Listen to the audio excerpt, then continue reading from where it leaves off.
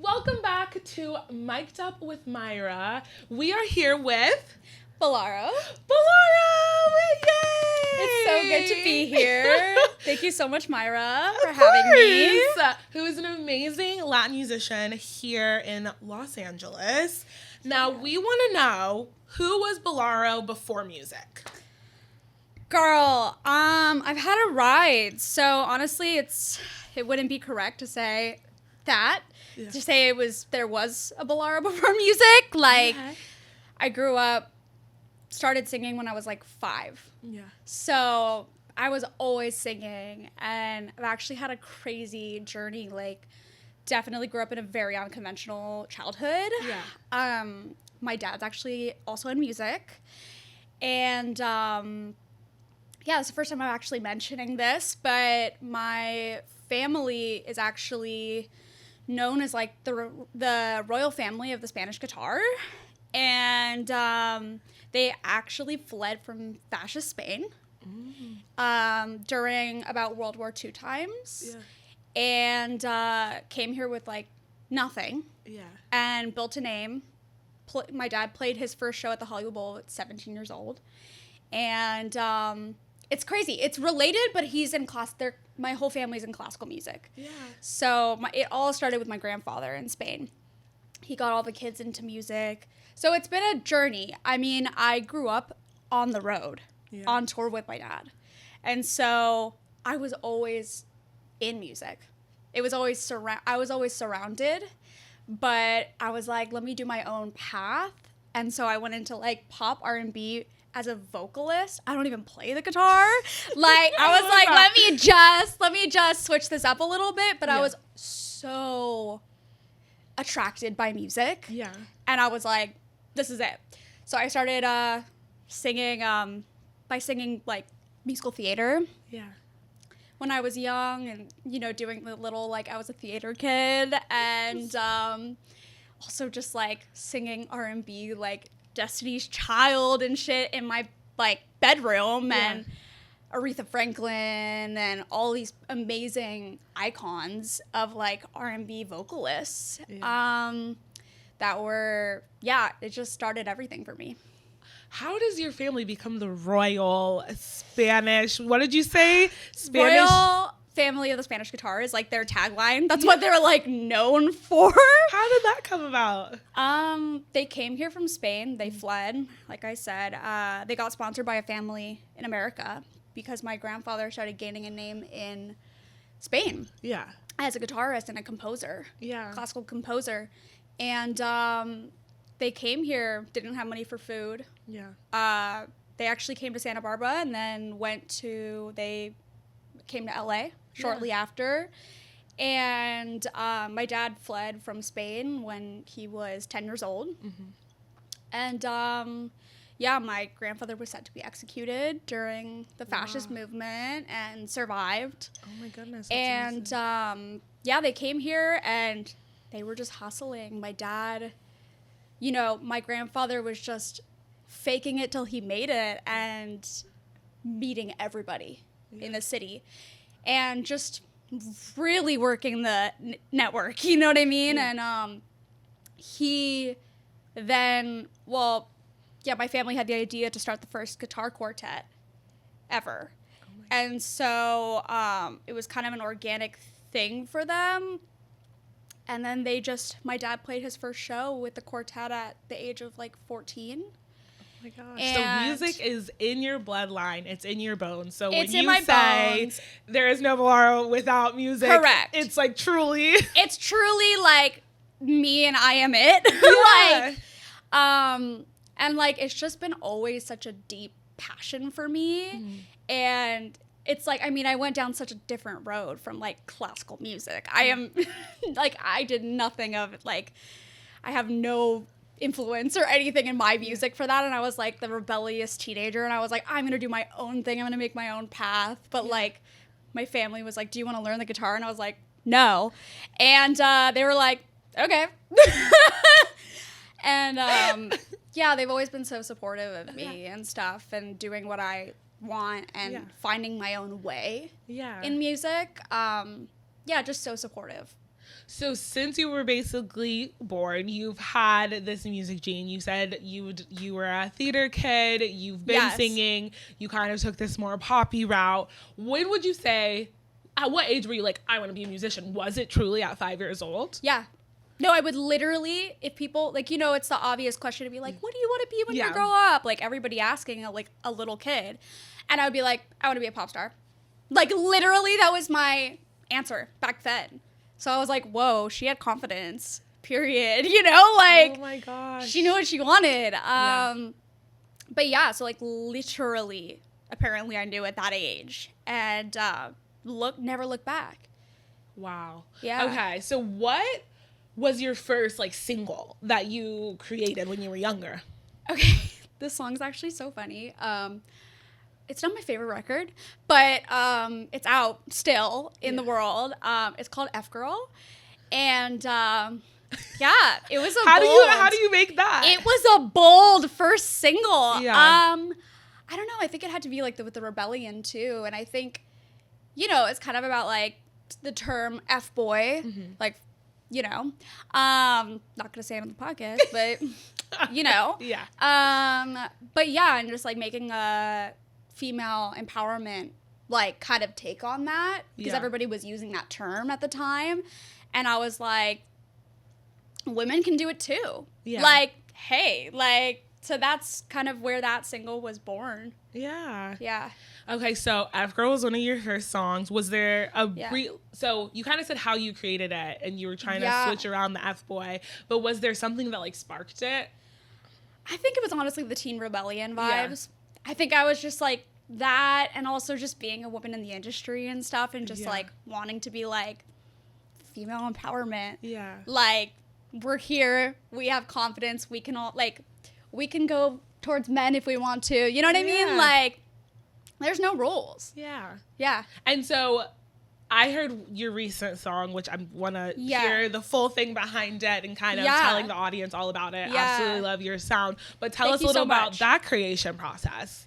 So, well, I've been in the industry since I was 15. Yeah. Like, I started taking meetings in LA when I was 15 years old with managers and labels and everything. And so I came in the industry as a, you know, young teen. Yeah.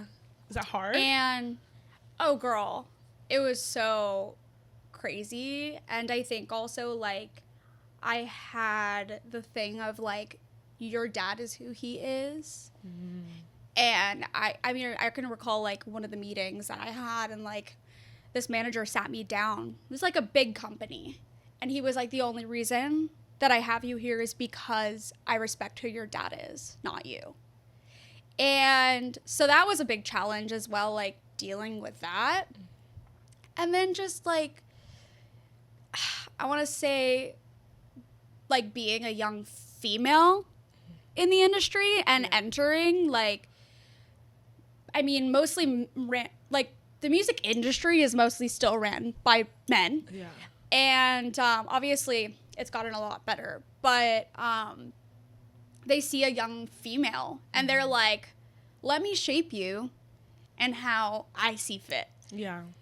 And they see you, they would be like, you're going to be the next Katy Perry. Like, I had someone be like, you're going to do, like, the I Kissed a Girl, or, like, the Madonna thing. Like, you have to, like, do that. You got to, like, be crazy and kiss women on stage and, like, all this crazy shit. And I was like, whoa. And I think that's also why F Girl was born, because it was, like, the sexualized version of myself as well. And, like, men were telling me to embody that. Yeah. And so I actually took a big hiatus when I was 19. I started when I was 15, took a hiatus from, like, releasing music at the age of 19, because I was like, I don't even know who I am at this point. Yeah. Like, this is not me. Yeah. I'm releasing songs that people are, like, giving to me, and I'm releasing stuff that I don't even connect with, to be quite honest, because I'm being what people want me to be. And that was so many different images as well. So many different people told me different things. And so there was, like, a bunch of eras of me and versions. It's crazy. So I think that this new music is like such a big thing because, well, like I did another hiatus and not too long ago, kind of in a weird situation with my manager at the time, and totally was like, what do I want to do? Like, what do I want to say? What do I want? Like, who am I? And I really went back to the drawing board and I was like, I'm over it. I want to be fully independent. And I just want to like create stuff that I personally connect with. Yeah. And hopefully find an audience for that. Yeah. And so this is a really long explanation, but I'm getting somewhere. Yeah. I actually, that's another thing, like who was I before music, is I actually danced flamenco, which is the like national dance of Spain. Yeah. I danced for 12 years and was in like this like subculture. I'm from San Diego, and so I was in this like subculture of flamencos in San Diego. I found like my Spanish people. My parents put me in that as like I think it was like 5. I went into that. I tried ballet, tried hip hop, all that. I was like, this ain't for me. And so they put me in that. Yeah. And they were like, might as well put her in something that's her culture. Yeah. And so I did that. And so my new music, such as Sugar Spice, the one we're talking about, is really like an homage to that. Because if you've heard it, like there's a lot of like Middle Eastern flair to it and stuff. And like where my family's from is southern Spain, Andalusia. And there's actually like a huge Moroccan, Middle Eastern like influence in the music there because it's right across the bay from Morocco. And so flamenco culture is kind of a mix of Spanish and Moroccan and Arabic. And so the music actually sounds like quite similar. And so that's also something I want to talk about, that I don't want it to be misunderstood that I'm like doing Arabic music, but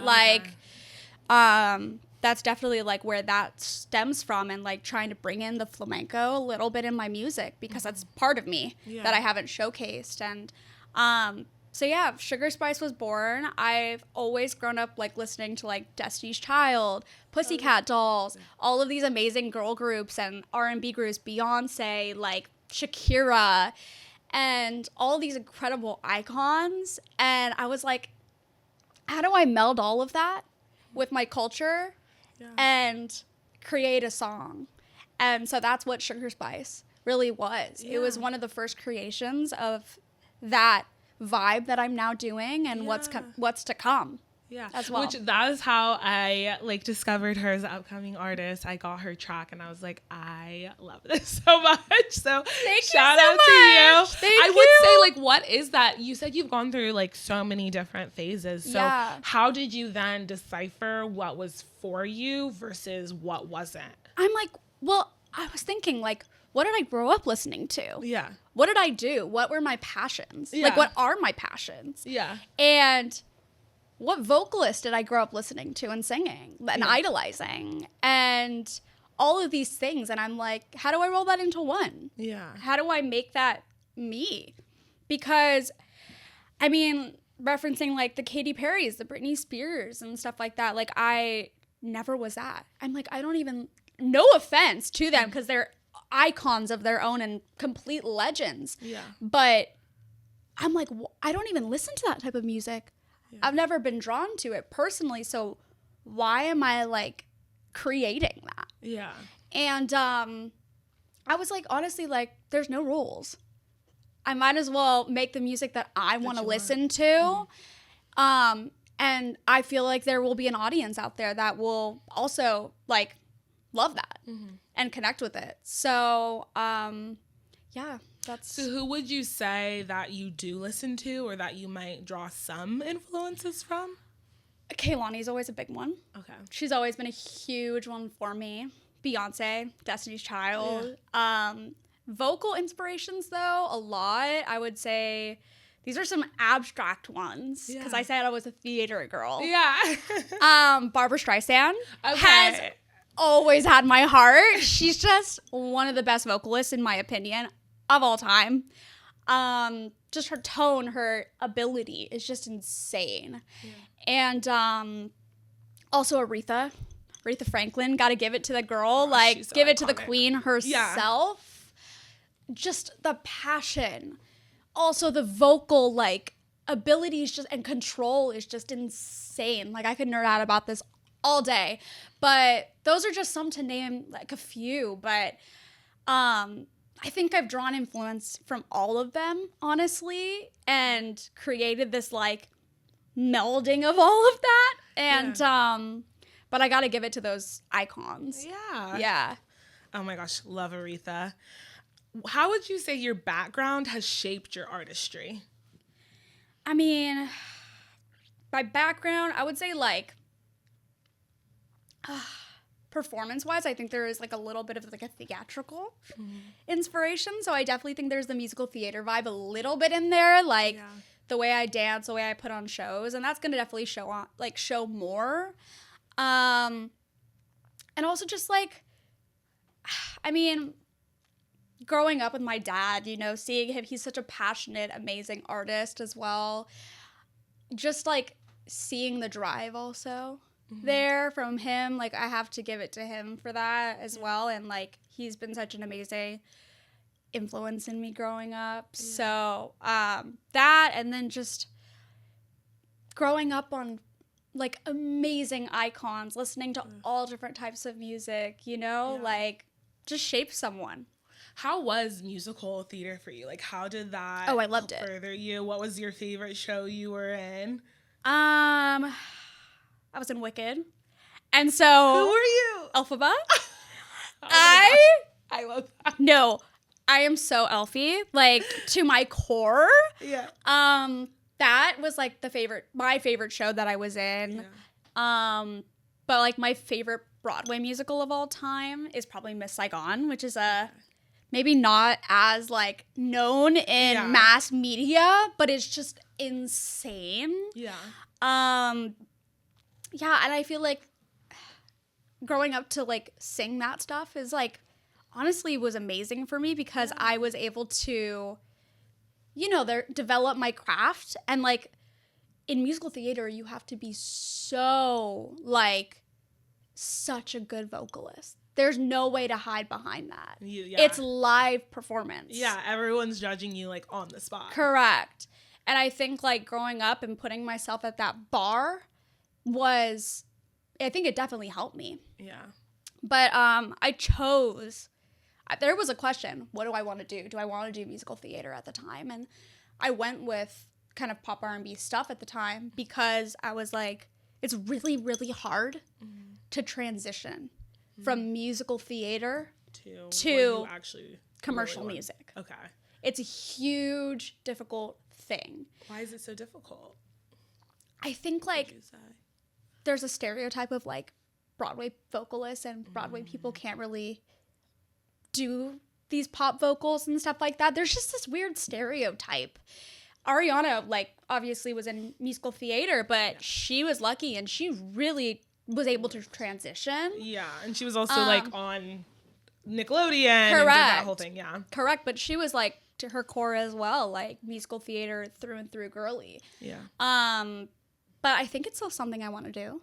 Yeah. I think it's something I want to do in the future. Yeah. Because, you know, it's much easier to transition from commercial pop music and R&B to do musical theater. Yeah. I think it's more of a natural progression. Mm-hmm. And so, who knows? I would love to do that in the future. Yeah. And how do you stay, like, energized and, like, I would say the biggest thing, especially being in LA, talking to artists, musicians frequently, is the burnout that you can receive at times, and, like, you have to stay consistent. Girl, I can't tell you how many times I've experienced the burnout. Yeah. No, I think it's normal. Mm-hmm. I think it's normal, and I don't think it's talked about enough. Mm-hmm. How, like, hard this is to do as a career, and how discouraging it can be. Yeah. And I think like the biggest burnout for me came from people constantly telling me that I wasn't ready. And it's so discouraging, especially as a young artist. And people love to say that. It's like the biggest excuse in the world. And also, I think that like the era we're in of the influencer era and being a musician, like an actual person that's like a nerd about music and about their craft. And this can be any kind of artist. This could be a painter, a actor. This could be anybody, you know? But it's a whole different thing. And it's like, what do you mean I have to be an influencer? No, yeah. On top of a musician. And I think that's also been one of my biggest like things that has caused me burnout is it can be so frustrating to have to get up every morning, be in the studio all day, and then, I have to promote my video. Like, I have to film about 10 TikToks a day and reels. Yes. And it's like, whoa, it's a whole nother job. Yeah. Like, people who say music ain't a job, like, it is. 100%. Oh, it is. And it's always been like, what's your follower count? That's taking over everything. Acting, how's journalism. your views? Yeah. How are your views? Don't even want to listen to the music. Yeah. Just how are your views? Don't take the meeting. Yeah. Yeah, it's crazy. And they that's want what you to they'll have a use. built-in audience before you even Correct. They don't want to take risks on talent anymore. Yeah. And it's like they don't care how good you are. Yeah. And I think based on your follower count is why they say you're not ready. And so what is a good follower count? You've been in these rooms, you've been in these meetings. What are they saying? Like, how many followers are you needing to have to even get They don't even say that. It's not even a number. They just want to know. They just want to know. Yeah. Like, and the crazy thing is, I don't mean to hate talk, but like some influencers are not, like that are known for, makeup or something like that. They're not, the audience isn't transferring from that thing that they follow to streaming. Yeah. And I know so many influencers myself that struggle with that are also amazing, talented musicians, but the audience just doesn't transfer. Yeah.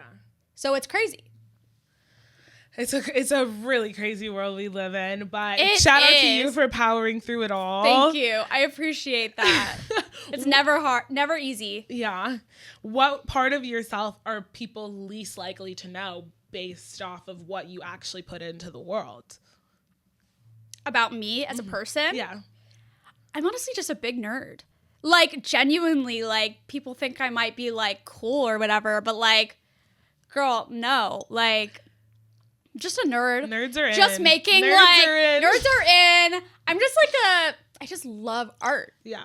Like, I've even started painting recently a little bit as a hobby. Yeah. Again, like, I love skincare. I'm a huge skincare. Okay, so what are your fanatic skincare hacks? I have really bad dry skin. And so I'm like, the more the better for me, like hydration wise. Yeah. But like I love a good self-care routine, a good moment. But also I think like me behind the camera and like the music, I'm just like a really vulnerable person. Yeah. And like a girl who struggles a lot, like that's just real. And like I have always struggled with like mental health conditions and stuff like that, and some female like health also conditions. And I think like just trying to do our best and being someone who's vulnerable and very sensitive, it's like it's hard to like be that and doing this, but I don't let it stop me because I'm in it for a reason. Yeah. And because it's my passion, ultimately. Since you were 5 years old. Yeah, and I think I've grown to protect myself. Yeah. But it took a long time. And obviously, we're never fully there. Like, I mean, just posting things and, like, as a woman and, like, being, I don't mean to keep talking about as a woman, but it's a real thing. Mm-hmm. It's real. And posting yourself and having insecurities, like everybody has them. Yeah. It's just how we're made as humans. And like the other day, like I received a hate comment about my body on social media. And for me, I'm the healthiest I've ever been. I'm in the best shape I've ever been in my life. And, you know, I may not look like a runway model all the time. And also just as a female, like our bodies are just, you know. Yeah, you literally look amazing. So you're just like, what's going on? No, and like it's real. But like people just, it's never good enough. Mm-hmm. It never will be. It never will be. Yeah. And you really have to protect yourself. And it's mostly men, you know, objectifying. Yeah. These are comments from men. Yeah. I mean, it's really not from women, although that can happen too, but these trolls, you know, like online, it's real. But I think you can face that in even daily life. Yeah. But I think it's hard to protect yourself out here. And I think people don't realize how like vulnerable artists actually are. Yeah. Even influencers, the people that are putting themselves out there. Who are just as vulnerable as anyone else, if Correct. not more. Correct. Yeah. And I think there's no way to really protect yourself. I think it's just like taking care of yourself and making sure you're 100% at all times with yourself and like mental health wise and stuff, and just really, you know, listening to yourself, and also just taking breaks from all of the noise, I would say, in the day, and just being you and just enjoying like being a person in life. And I'm lucky to be surrounded by many people who love me and support me, and I think that's all we can ask. Yeah. Yeah. What are, besides, like, I know you talked about painting a little bit, but what are other things that you do to help you, like, escape? Self-care thing. Yeah. Love some self-care. Yeah. Love hanging out with my family. Mm-hmm. So close with my family. Always just, like, yeah, I just live a normal life. Do they all live here still? My parents are here. Okay. In LA, but the rest of my family are in San Diego. Okay. Is that hard? Yeah, I mean, we left for this. Yeah.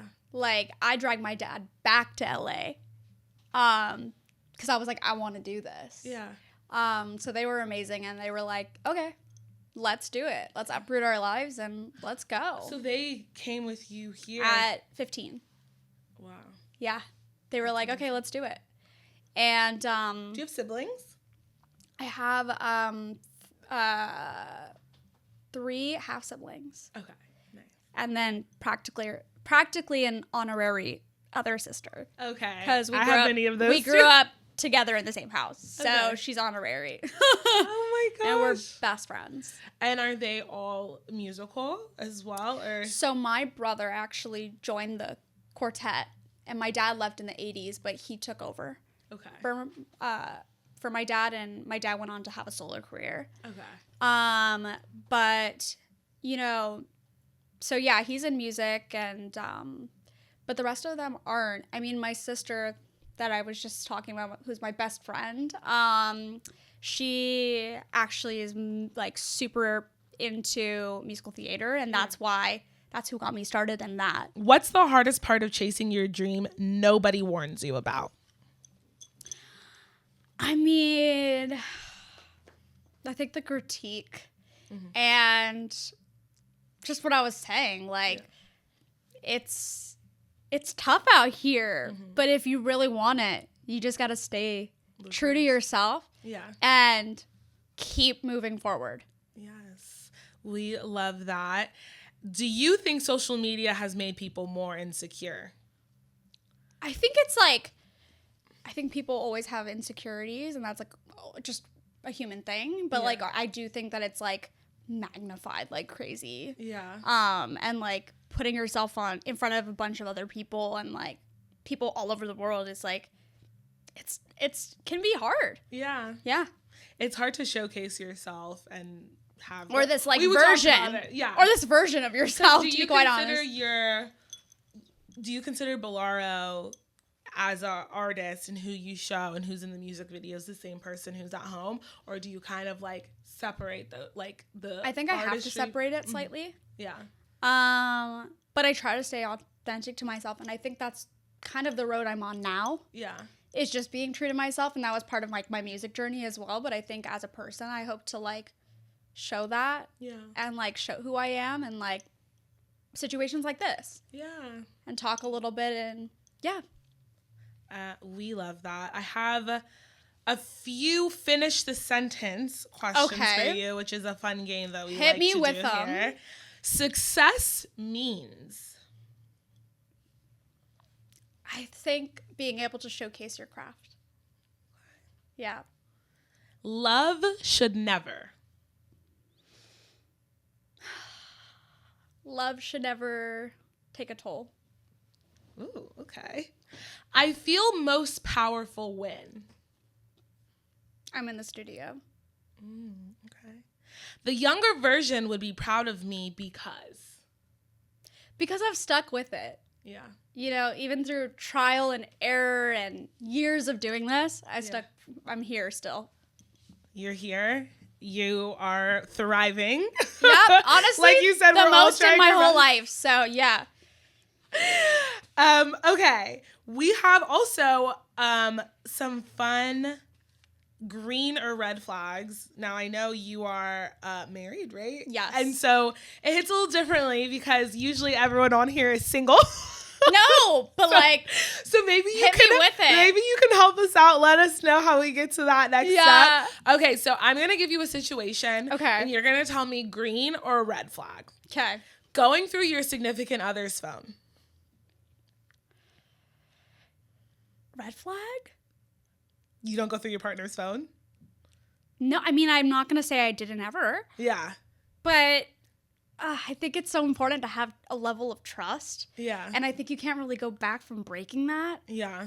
And also, I think it's just like, you're just hurting yourself sometimes. Yeah. We had someone say it's like your diary, like your phone is. It is. And it's like someone, I feel like just being able to have that trust is so important. Yeah. But really depends on the situation. Yeah. Also. Okay. Splitting bills, green or red flag? I mean, it depends how you look at it. I would say green. Yeah. I mean, because if that's like a way you feel equal and like you're not putting something on the other person, then I mean, if that's what you want to do. Yeah.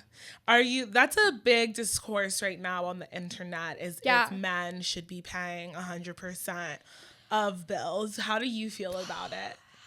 I mean, I don't know, because it's tough, because it's like, why aren't you doing that? Because that's just what we've known. Yeah.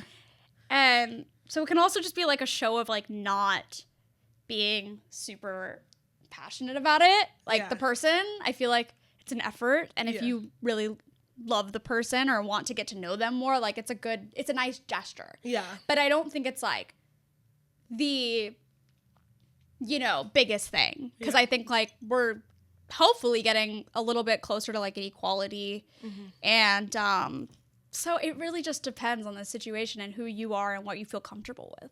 Okay. Green or red flag, posting your relationship?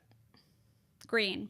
Green because it's like not being scared of showcasing that person, being like, this is my person. Yeah. I think it's cool.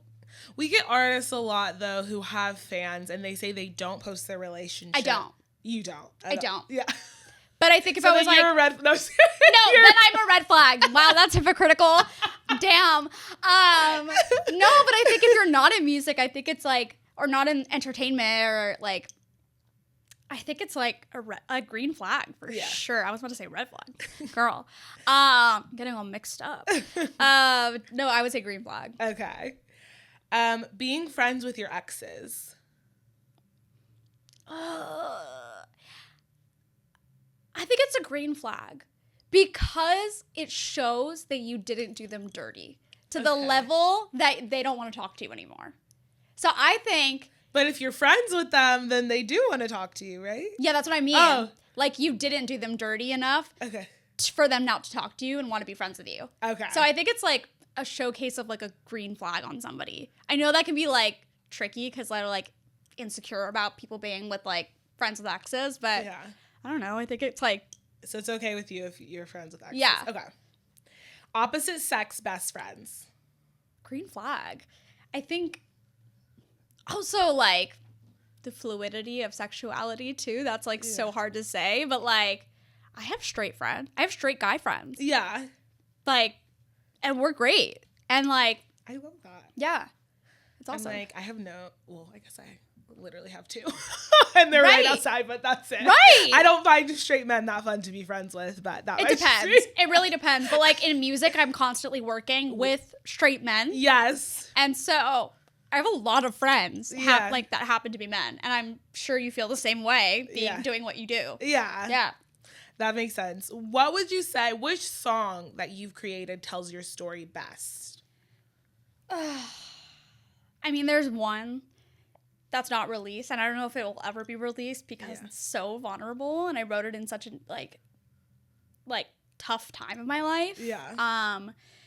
But I mean, who knows? Maybe one day it will be out in the world. But I think Sugar Spice or Breakfast in Bed right now, just because it's really what I want and it's really what I've always wanted to do.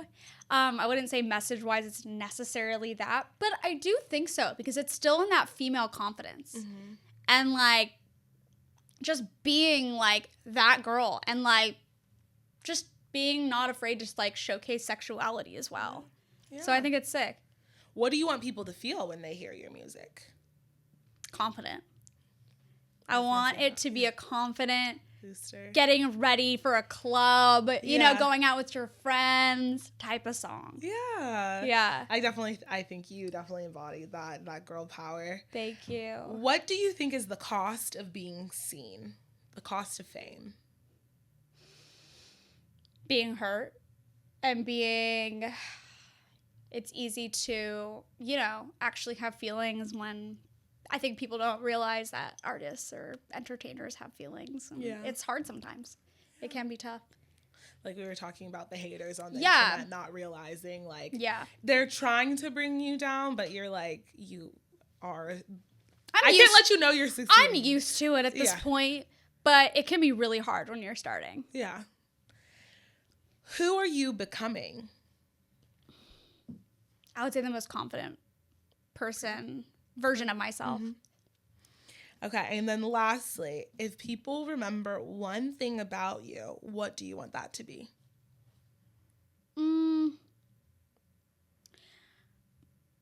That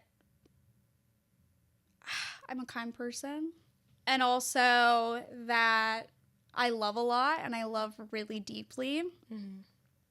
And that hopefully that my music did something for them in their life. Yeah. Where do you see yourself? What would be ideal for you 10 years from now?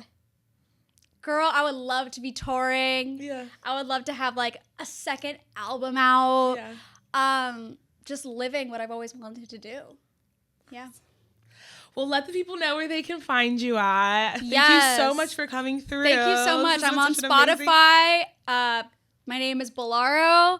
It's Belaro on all socials. And I'm also doing an LA show really soon on August 19th. Yes. So at Peppermint Club. So definitely you'll know where to find me that night. All my LA peeps. All the LA peoples. But thank you so much, Myra, for having me. This was so fun. Thank you. Thank you. Bye, guys.